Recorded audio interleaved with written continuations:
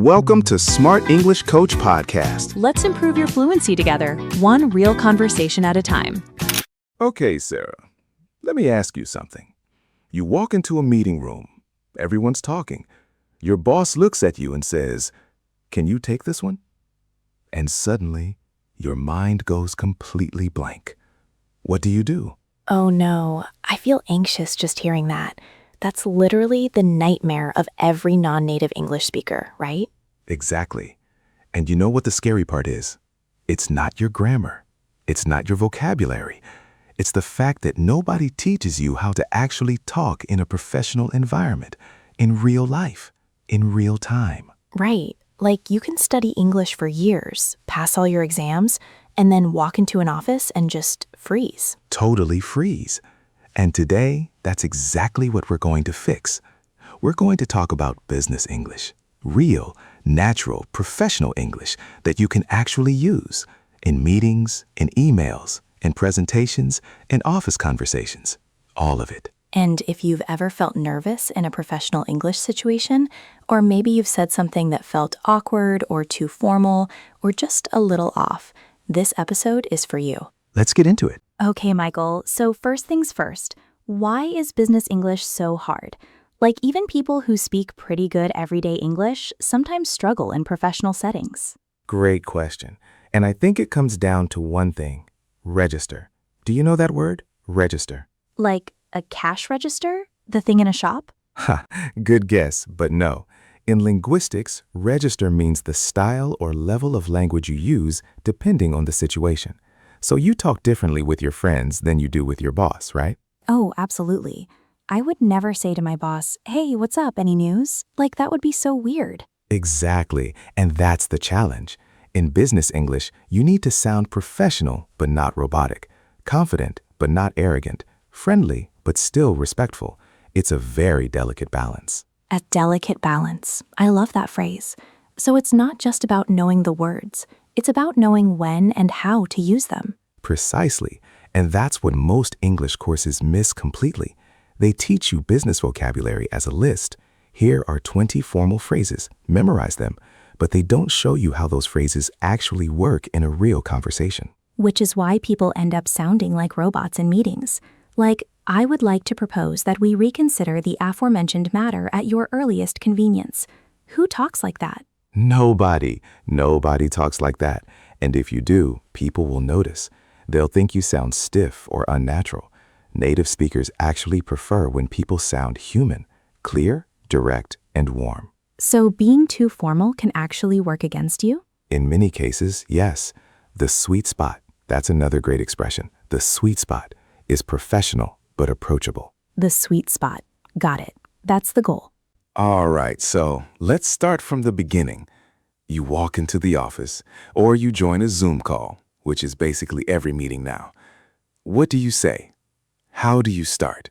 Okay, so this is something I actually struggled with.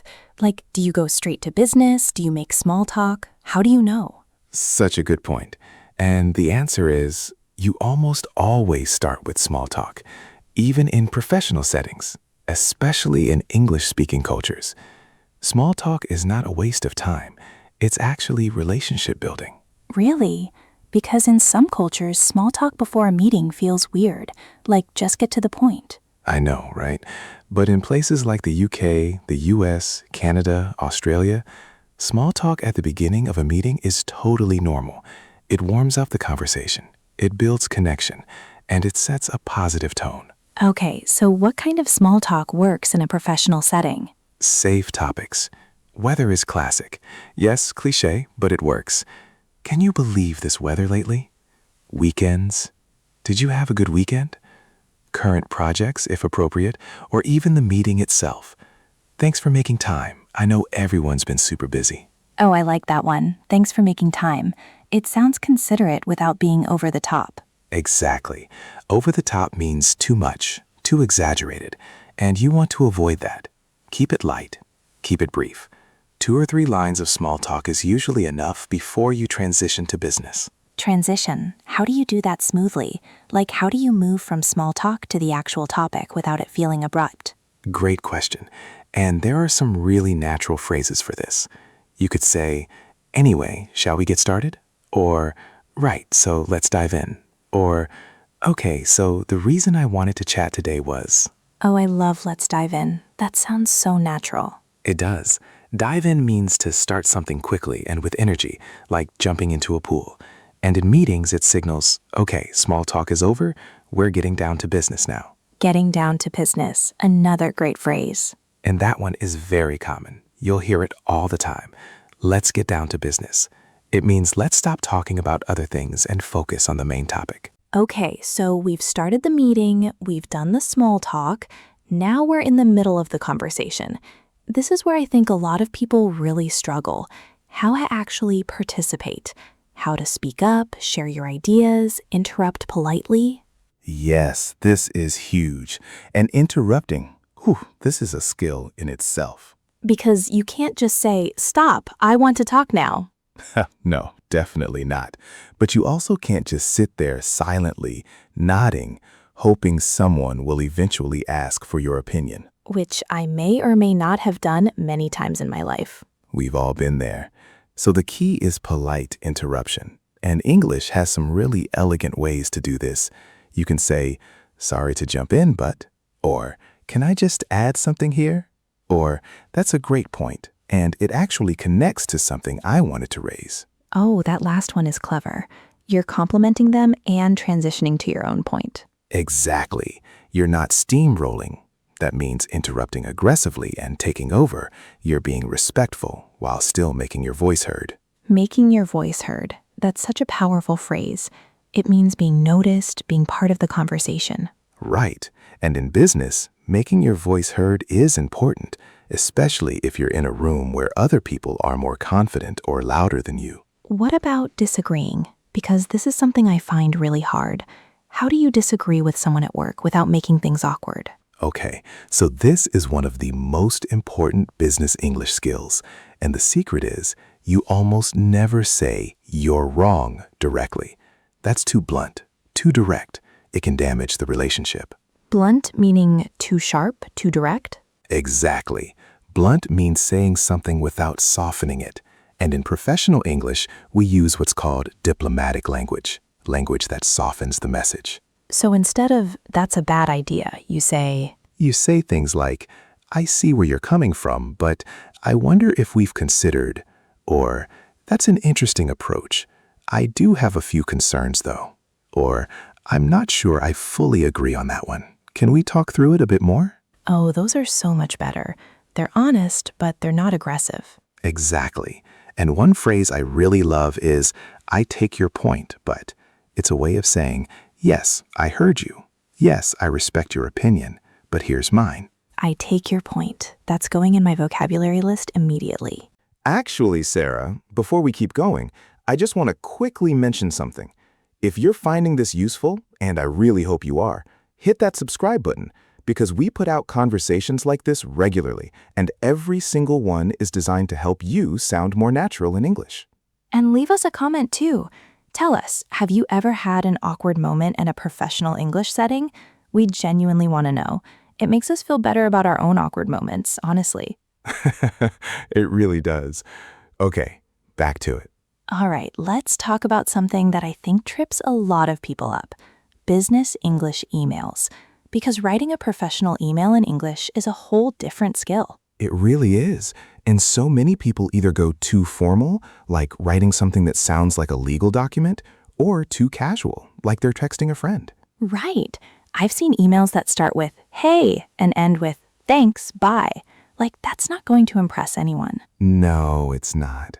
But at the same time, starting every email with, Dear Sir or Madam, I am writing to you in relation to the aforementioned correspondence. Nobody wants to read that either. So, what's the right tone for a professional email? Think warm, but professional. A good opener might be, Hi name, I hope you're doing well. That's warm. Or if you want to be a little more formal, I hope this email finds you well. That's classic and widely used. I've seen that one so many times. I hope this email finds you well. It's almost become a cliche, right? It has a little, but it's still perfectly acceptable. And if you want to sound a bit more original, you could try, Thanks for getting back to me so quickly. Or, It was great speaking with you earlier. Something that feels a bit more personal. What about making a request? Because I always find that hard. How to ask for something without sounding demanding. Okay, so requests in English often use what we call modal softeners. Could, would, might. Instead of send me the report, you say, could you please send me the report when you get a chance? When you get a chance. I love that phrase. It's brilliant. It adds flexibility. It shows you respect the other person's time, and it makes the request sound much less like a demand. What about closing an email? How do you end it properly? So your sign-off, that's the closing phrase before your name, depends on the level of formality. Best regards is classic and professional. Kind regards is slightly warmer. Many thanks is great if you're expressing gratitude.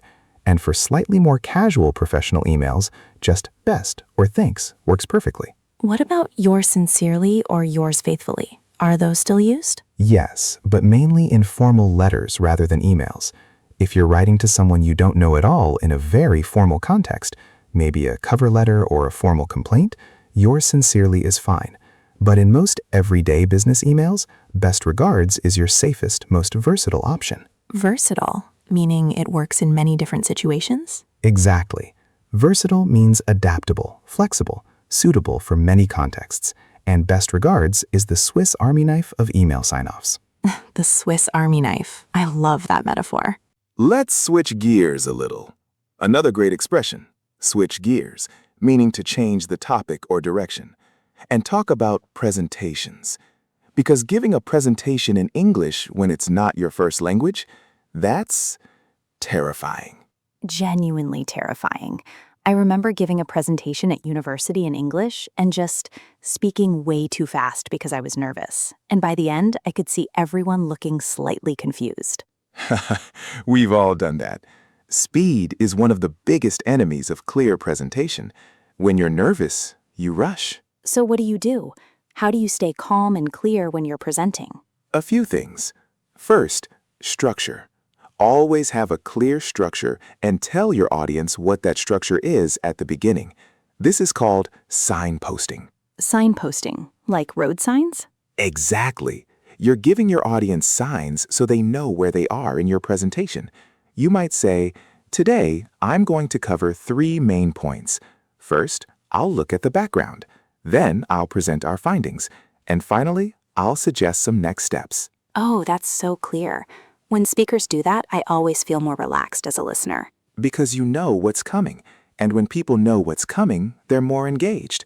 They follow along more easily. What about transitions during the presentation? Like, how do you move from one point to the next? Transition phrases are your best friend here. Moving on to, now let's turn to, this brings me to my next point. So, to sum up what we've covered so far, This brings me to my next point. I hear that one all the time in TED Talks. because it works beautifully. It's smooth, it's clear, and it sounds completely natural. And never underestimate the power of a pause. Native speakers use pauses strategically. How do you mean? Instead of filling silence with and which everyone does when nervous, try pausing deliberately. It sounds confident. It gives your audience a moment to absorb what you said. And it makes you look like you're thinking carefully, not panicking. Oh, that's a mindset shift. The pause isn't a weakness, it's a tool. Exactly. A confident pause is very different from a panic silence, and the audience can feel the difference. Okay, let me bring up something that I personally find very uncomfortable. Networking. Like walking up to a stranger at a professional event and just starting a conversation. How do you do that in English without it feeling completely weird? Networking small talk, the art of the professional first impression. Okay, so first thing, everyone at a networking event is in the same position. Everyone is a little bit nervous. Everyone is trying to make a good impression. So don't put too much pressure on yourself. That's reassuring, actually. And the easiest way to start? Ask about them. People love talking about themselves. So instead of leading with your own introduction, ask, what brings you to this event? Or, what do you do?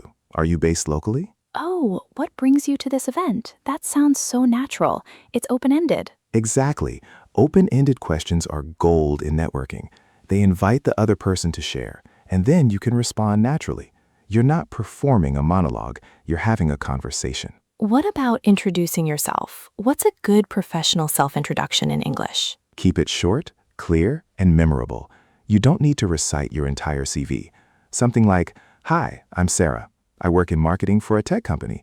We mainly focus on content strategy for international clients." Done. Short and punchy. Punchy, love that word. Punchy means short, direct, and impactful. And after you introduce yourself, ask a follow-up question immediately. What about you? What field are you in? So you're keeping the conversation moving. You're not leaving awkward silences. Right. And when it's time to wrap up the conversation, because you can't talk to the same person all night at a networking event, use a graceful exit phrase. A graceful exit. What does that look like? Something like, "It's been really lovely chatting with you. I'll let you mingle, but here's my card. Let's stay in touch." Or, "I'd love to continue this conversation. Do you mind if I connect with you on LinkedIn?" I'll let you mingle. I love that. It's so polite. You're actually giving them permission to go talk to others. Exactly. And mingle means to socialize with different people in a group setting.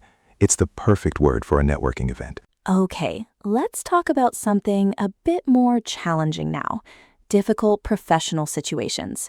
What do you do when something goes wrong at work and you have to communicate about it? Oh, yes, the uncomfortable conversations. Every professional has to have them eventually. And in English, there are some really specific ways to handle them well. Like what? Well, let's say something went wrong on a project and you need to apologize or take responsibility. The worst thing you can do is be vague or make excuses. People can tell when an apology isn't real. A non-apology apology, as they say. Exactly. "I'm sorry you felt that way" is not an apology. It's shifting the blame back to the other person. A real professional apology sounds like, "I want to apologize for the delay. I take full responsibility. Here's what happened, and here's what I'm doing to make sure it doesn't happen again." That's so clear. You're acknowledging it, owning it, and then offering a solution. Acknowledge, own, and solve. That's the formula. And it immediately shows professionalism and emotional maturity. What about when someone else makes a mistake that affects you? Like a colleague doesn't deliver on time and now your whole project is behind. How do you address that professionally? So this is where tone is everything. You don't want to come across as accusatory. That means pointing the finger, blaming. You want to come across as collaborative, working together to fix the problem. So instead of, "You didn't send the files and now everything is ruined," you say, You might say, "Hey, I noticed we haven't received the files yet. I just wanted to check in. Is everything okay? Is there anything I can do to help move things along?" that is so much better. You're raising the issue, but you're not attacking. And you're offering help, which positions you as a team player, not a complainer. People notice that. Team player. Such a classic business English phrase. It really is. And it's used genuinely.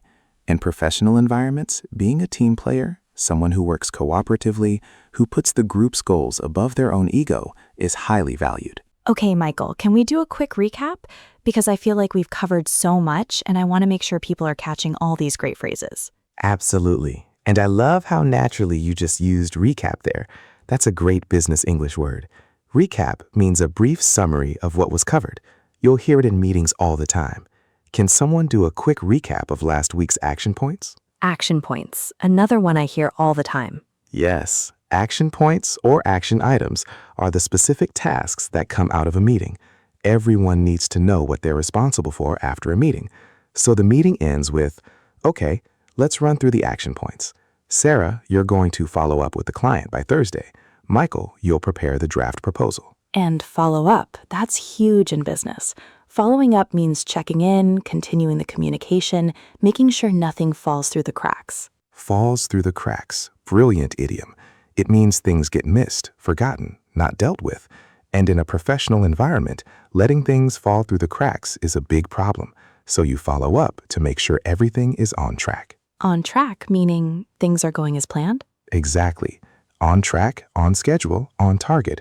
All of these mean things are progressing the way they should be. And the opposite, we're falling behind, or we're off track, or in more serious situations, we're behind the 8 ball. Behind the 8 ball? What does that mean? It's an idiom that means you're in a difficult position, usually because of previous problems or delays, like you're already at a disadvantage. It comes from billiards, the game of pool. Oh, interesting. I would never have guessed that. A lot of English idioms come from sports and games. Ball's in your court, it's your turn to decide or take action. Moving the goalposts, changing the requirements after work has already been done, which is very frustrating. Ugh, moving the goalposts, I know that feeling. You think you've completed something, and then suddenly the expectations change. The bane of every project manager's existence. Bane, meaning something that causes constant frustration or difficulty? Exactly right. The bane of my existence is a dramatic but very common expression for something that's always causing problems. Okay, I want to end with something that I think is really important, mindset. Because I think a lot of learners have all the vocabulary, all the grammar, but they still hold back. They don't speak because they're afraid of making mistakes. This is so real. And honestly, I think fear of mistakes is the #1 barrier for intermediate learners. They plateau. That means they stop progressing because they stop taking risks with language. Plateau is such a good word for that. Like you're stuck on a flat surface, not climbing anymore. Exactly. And the way you push through a plateau is by doing the uncomfortable thing. Speak in the meeting even when you're nervous. Send the email in English even if it's not perfect. Ask the question in the presentation. Because even native speakers make mistakes, right? All the time. Nobody speaks perfect English all the time. People stumble, people repeat themselves, people correct themselves mid-sentence, and it's completely fine. What matters is communication. Are you getting your message across? Getting your message across, meaning the other person understands you, right? Exactly. That's the whole point of language. Not to be grammatically flawless, not to be perfect, but to be understood and to understand others. I think that's such an empowering way to look at it. And one more thing, confidence is a skill, not a personality trait. You're not born confident, you build it. Every time you speak up in a meeting, every time you write that email, every time you try a new phrase, you're building confidence, brick by brick. Brick by brick. I love that. Slowly, steadily building something strong. Exactly. And that's what this channel is about, really. Every conversation we have here is one more brick. Okay, we want to hear from you now. Here's a question to think about and practice. Imagine you're in a meeting and your boss asks for your opinion on a new project, but you actually think the project is a bad idea. What would you say? How would you express your disagreement professionally and diplomatically? Think about it. Use some of the phrases we talked about today. I take your point, but I see the potential here, however. I do have a few concerns. Write your answer in the comments below. Seriously, write it out. That's active practice. And here's another one. Have you ever had an awkward professional moment in English? A misunderstanding? Something funny or embarrassing that happened at work because of a language difference? Tell us. We want to hear your stories. Because those stories are how we learn. The mistakes, the awkward moments, they stick with you, and they're usually pretty funny in retrospect. In retrospect, meaning looking back at it later. Exactly. Something that was horrible in the moment, but hilarious when you think about it a year later. Okay, so let's do a final recap of some of the key expressions and phrases from today. Ready? Ready? Hit me. Okay, we talked about register, the level and style of language for different situations. We talked about small talk, essential for warming up professional conversations, and transitioning with phrases like, let's dive in and let's get down to business. We talked about polite interruptions, sorry to jump in, but, and diplomatic disagreement. I take your point, but. We talked about email language, warm but professional openers, modal softeners like could you please, and versatile sign-offs like best regards. We talked about presentations, signposting, transition phrases, and the power of a confident pause. Networking, asking open-ended questions, short punchy self-introductions, and graceful exits like I'll let you mingle. Handling mistakes professionally, acknowledge, own, and solve. And business idioms, falls through the cracks, on track, moving the goalposts, behind the 8-ball, brick by brick. That was a lot, but it all came up naturally in conversation, which is the whole point. That's exactly the point. You don't learn these phrases from a list. You learn them by hearing them in context, using them in real situations, and slowly making them your own. And if you want more conversations like this, more real, natural, immersive English practice, make sure you subscribe to this channel. We're here every week. And hit the bell so you never miss an episode. Seriously, every episode we put out is designed with you in mind. Someone who wants to speak English that sounds real, not robotic. We'll see you in the next one. Take care, everyone. Keep building, brick by brick. Bye for now.